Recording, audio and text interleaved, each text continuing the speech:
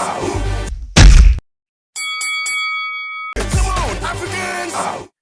up, ladies and gentlemen? You welcome back to the African Fighters interview, and today we have a champ who is looking to be a champion again very soon.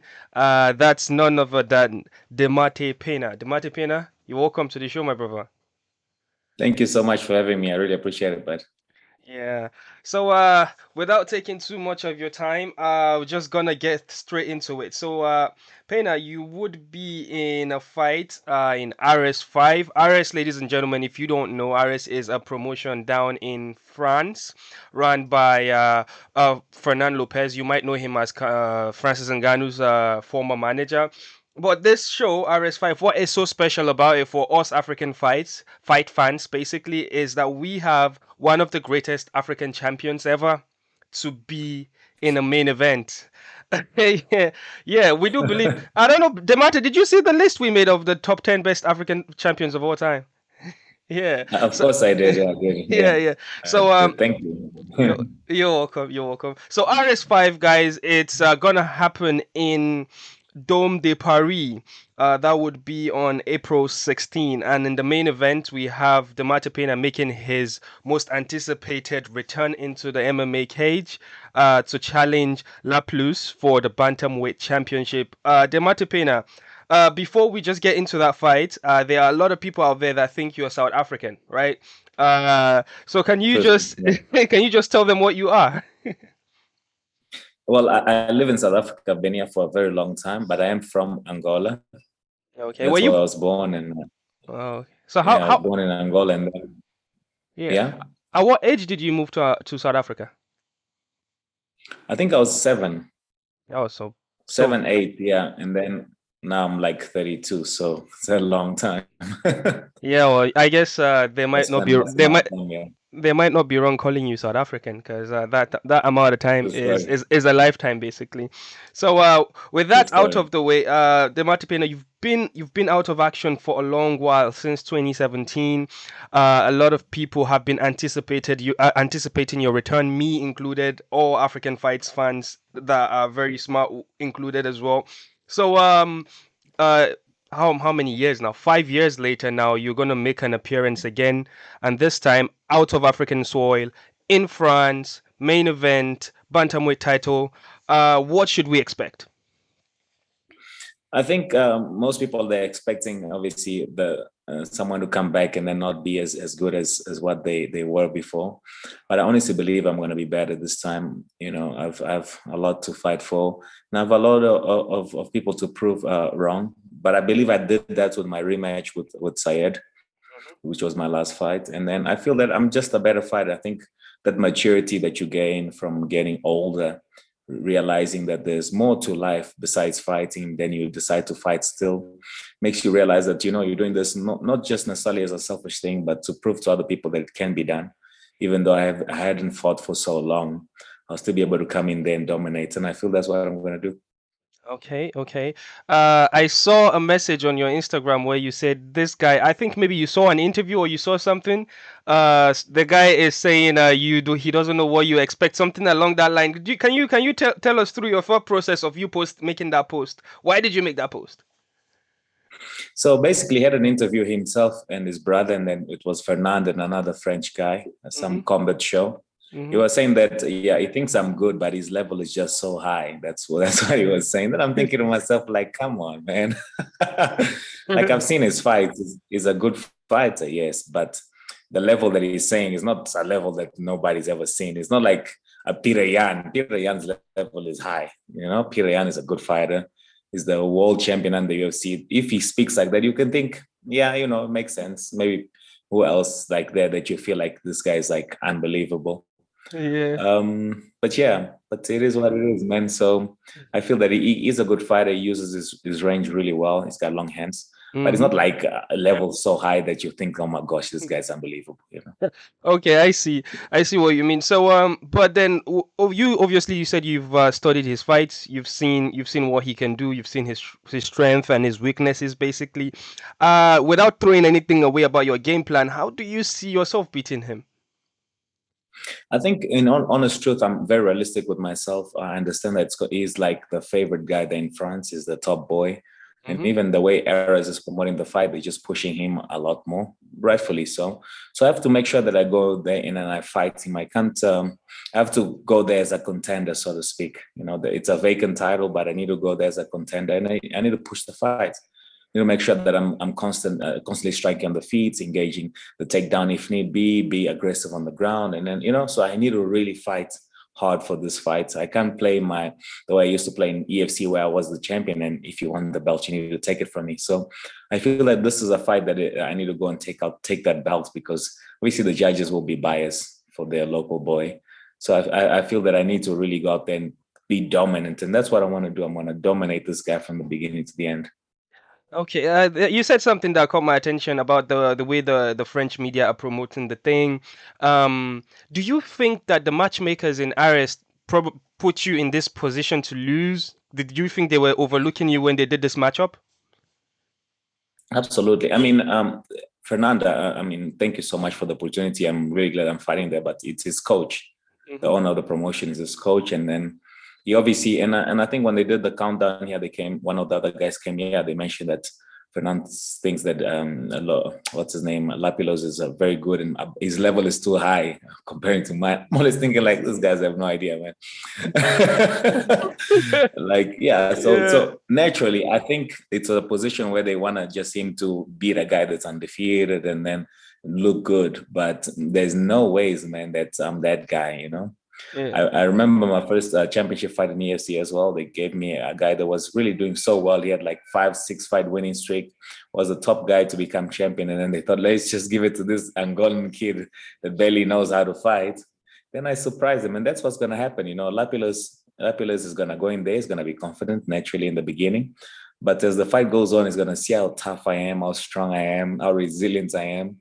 And then I'm gonna just beat him when the roles start reversing that fight.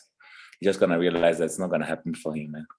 Yeah, I understand. As you said, he obviously being the main eventer, being French in a French arena, he's gonna have the crowd behind him.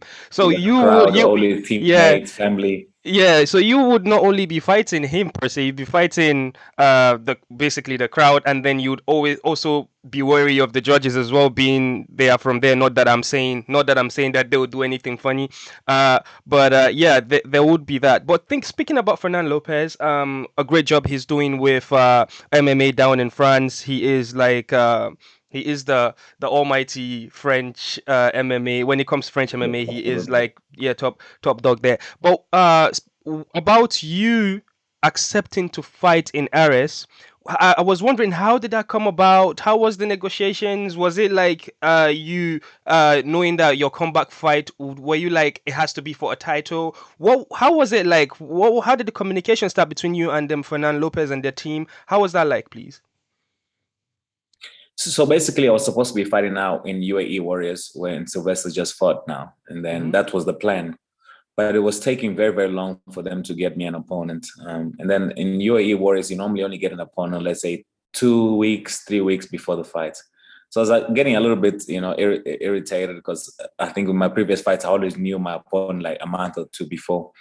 So then I messaged Fernanda, said, you know what, I see what you're doing there in France, and then hopefully after this fight in UAE Warriors, I can fight for you. Then all of a sudden he offered me his top guy there, Lapilos, for the title. I'm like, for the title? That's my world. That's my Okay. world right there.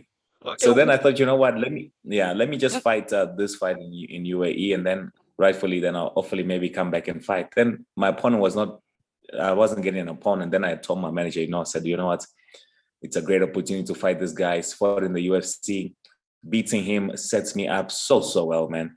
I've been training throughout. I don't feel like I've missed any beat. The only thing I haven't done really is fight, but I've been training. I constantly train. So I feel that, you know what, this guy is obviously going to underestimate me. He's in his mind, he's going to think that it's going to be a walkover fight, which will not be a walkover fight. So I thought, you know what, I'm in a really good position. I told my manager to cancel the UAE Warriors fight, and then I'd rather just go fight this fight. And I'm very ready to fight. I've been constantly training. So I'm ready. Like this guy doesn't understand what it's gonna face. He might be a skilled guy, but when it comes to heart, determination, that willingness to win, I don't think his level is with mine. I'm telling you, brother.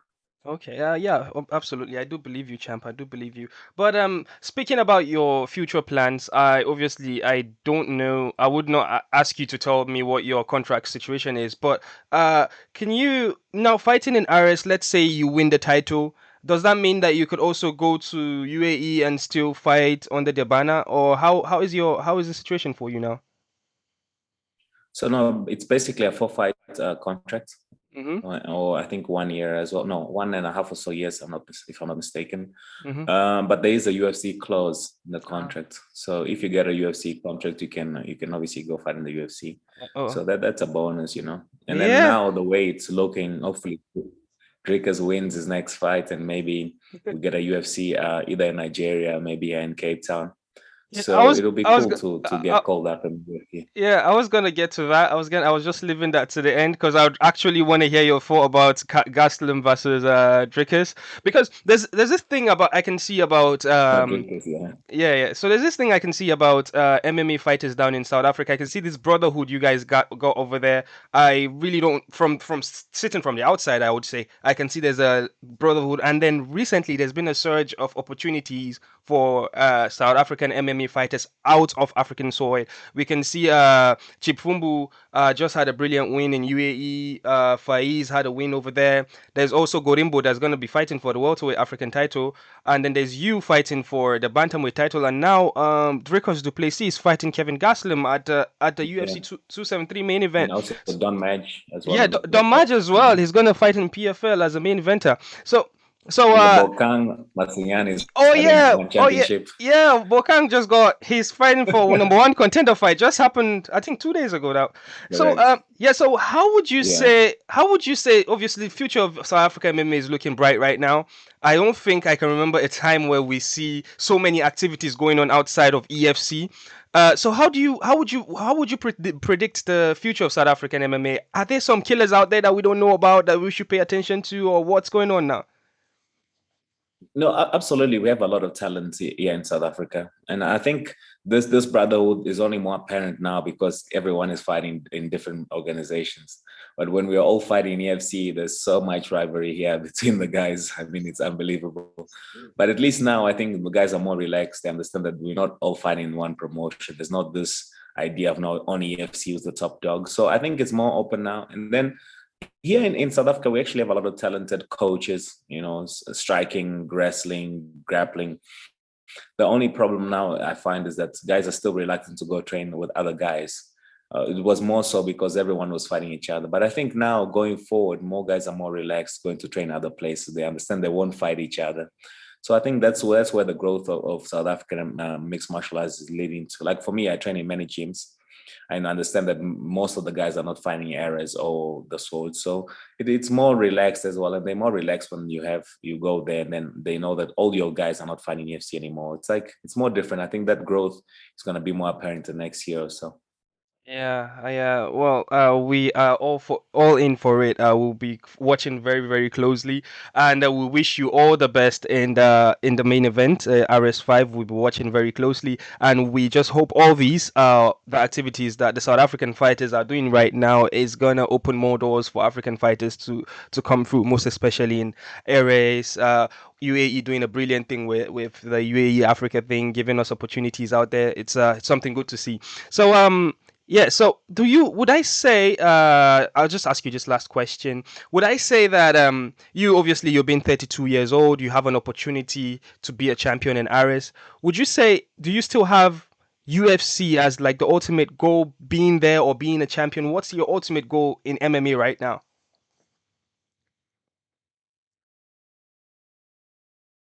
I think for sure, like most guys, you want to fight in the UFC. It's the best promotion in the world. I feel it's like the World Cup of fighting. And Yeah. most guys, you can see they might do well. They don't do as well in the UFC. When they go to other promotions, they do very well. You can see that the level is a lot higher in the UFC. Guys, they want it badly. So I feel that winning this next fight, it gives me a chance to fight in the UFC. I feel that if the fight is close, then maybe they'll give me a rematch against this guy. So, but I want to go there and dominate, just show that I'm a lot better than he is. And then coming off for so long without fighting, doing what I'm about to do, it's gonna be amazing, brother. So I feel that after this dominant win that I'm expecting, I think I deserve a shot in the UFC. But I'm not overlooking anybody. I've trained for an extremely, extremely hard fight. So I think that he's underestimating me more than I'm underestimating him, you know. So Yeah, there's I that. feel that I understand he's a good fighter. I've seen his fights. He's like he fights the same way most of the time. He's very good at managing distance and he runs. In some fights he goes aggressive, some fights he runs a lot. So, but that type of fighting I'm also very good at if it's just evading strikes. And then so I think I'm able to adapt a lot more than he believes I am. And then once I grab him, man, I'm telling you, brother, he's gonna understand that African power, bro. Yeah, yeah, yeah, yeah, yeah. yeah, You yeah, you yeah. you mentioned UFC Africa, and to be honest, I'm Nigerian. I know how the field of MMA is in Nigeria, how combat sports is basically in Nigeria, and I do know the infrastructure that we have at ground. But whenever I hear people talking about UFC Africa, I already know in the back of my mind that it's gonna happen in South Africa. No questions about that. Obviously, some people will be disappointed with me saying that, but it's actually the reality. But so it happening in South Africa, and I also feel like if Dricus wins or puts a performance out this weekend, Absolutely. it's gonna trigger that South African energy, so we could get UFC down there, probably a fight night in there. But yeah, so you would absolutely love to be on a UFC card in South Africa, wouldn't you? Oh, Yeah, absolutely, man. oh, Absolutely. okay. It's Oh, only fair. yeah. Okay. I'm just gonna mention one more thing. So when we posted about your fight and we posted about your chances winning in your fight in Aris, some South African fans were in our comment section with some bit of negativity in there. So my question is you for you obviously with your past history and then those comments those people were making towards that. How do obviously I would assume that wouldn't be the first time you've seen those type of comments. So how would you respond to those type of comments, those situations when people talk like that? How do you respond to those type of things? You know, the reality of it all is that I'm the one who faced that situation. And then based on a lot of things that happened, I couldn't prove my case, mostly because of financial reasons, because you needed to get so many experts from Europe and they were like charging an enormous amount of money. So, I felt, I faced what I faced. It doesn't matter what I say at the moment. People have already made their own conclusions. Some, they believe you and some don't. At the end of the day, I'm the one who's stepping in there. I'm the one who's fighting. I haven't fought so long. I paid the price for whatever had happened. So either I was wrong or I was right. It is what it is. It's life. I can't dwell in that past. Now I have a fight coming up. That's the most important thing right now. That's what I'm gonna focus on. Those same people that are commenting when they see me, you won't believe, brother. Oh, the Mar Penna, they give me a picture. I promise you, man, there's never been one fan who approached me and said, "Oh, you this." Never. They always come up to me. "Oh, we respect you. Give me a picture." Oh That's how dear. people are, man. They'll fakes Uh, anyway. So you have to do it for yourself, man. okay, so before I let you go, I'll just ask you to just do a prediction for me. Obviously, Yeah. the Dracos and Gaslam fight is a very, very tough fight to predict. When you Hmm. keep obviously sentiment aside, being that Dracos is your guy, but how do you see that fight going when it comes stylistically and also the momentum that both fighters have? How do you see that fight going? Predictions, please. I mean, obviously, Gastelum is coming off a few losses. Is like almost the gatekeeper in that division. It's obviously going to be a hard fight. But I feel that if Dricus keeps it really tight on the feet and takes Gastelum down, I feel that he's going to submit Gastelum in the second round or so. That's what I really predict. That I think Dricus will finish Gastelum in the second round with a submission. He's much stronger than Gastelum. I'm telling you, he's a tough guy. He So looks I feel stronger. that the He, striking I was gonna say he looks stronger stronger than than he Gastelum. I looks. feel. He looks stronger than he looks, doesn't he? He's stronger than he looks. I'm saying because No, obviously if you no, filled him he's before. very strong, very strong. So I feel that if he doesn't want to prove a point on the feet, becomes more tight, looks for the takedown, maybe first round or so might not get it, but leading up into the second round or third, he can submit Gastelum or TKO him. I'm telling you. So Dricker's ground game, I feel, is probably elite level in the world, not just for UFC level. So I feel that he's very, very dangerous. And then, yeah, it's a difficult fight for Gastelum. I'm telling you. Mhm. So a lot of people are sleeping on Drickers, and I feel that he's going to take it. Yeah, yeah, he's gonna make an announcement there, absolutely. Well, champ, thank you so much for again honoring this interview. We really, really appreciate it. But if you don't mind, just one last favor we need from you, No, please. thank you. If you Yeah. don't mind saying, oh, yo, guys, this is the Marta Pena. You can list your credentials if you wish and be like you're on the African Fighters. You're watching the African Fighters or something like that, please. All right, guys, this is the Mud Penna, soon to be Era's bantamweight champion. You're watching the African Fighters. Thank you so much, Chap. Thank you. A lot of people would be tuning in as well as I am. Africa is with you, my brother. We only wish you good things, and well, thank you. Thank you. Just thank you so much, ladies and gentlemen. There you have it. It was the Mate Pena. We just had a lovely chat with him. You guys, April 16, RS5, Stade de Paris, and yeah. My name is Jabril, and tuned to the African Fighters. We are. Come on, Africans!